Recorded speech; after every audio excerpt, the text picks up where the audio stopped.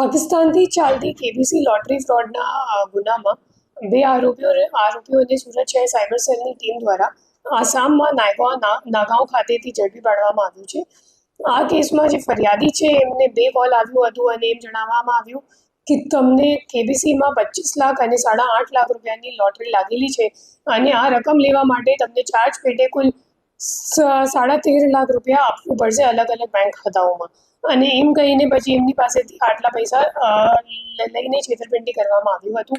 આ કેસની technical workout કરતાં ખબર પડી કે જે ખરેખર બંને કોલ હતો તો એ વોટ્સએપ કોલ જે ફરિયાદી છે એમને પાકિસ્તાનથી આવેલું હતું અને પાકિસ્તાનથી અબ્દુલ્લા નામના વ્યક્તિએ કોલ કર્યું હતું. પછી જે તમામ ખાતાઓ છે જેમાં ટ્રાન્સફર કરાવવામાં આવ્યું હતું પૈસા, તો એ તમામ ખાતાઓ આસામના હતા.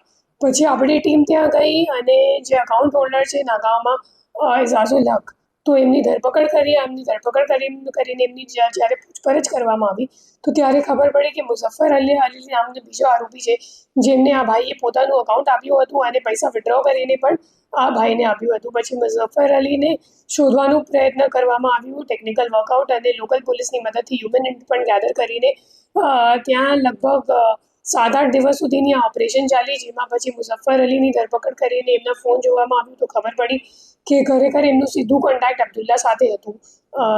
એકચ્યુઅલી છે એમનું કોન્ટેક્ટ અબ્દુલ્લા સાથે, જે પાકિસ્તાનનું રહેનાર છે, અને જે પૈસા છે એ પણ એ લોકો વિડ્રો કરીને કેશ ડિપોઝિટ મશીન મારફતે અબ્દુલ્લા જે અકાઉન્ટ આપતો હતો એમાં એ લોકો મોકલતા હતા. તો એમ કરીને આખી જે ઓપરેશન છે એમનું પર્દાફાશ કરવામાં આવ્યું છે.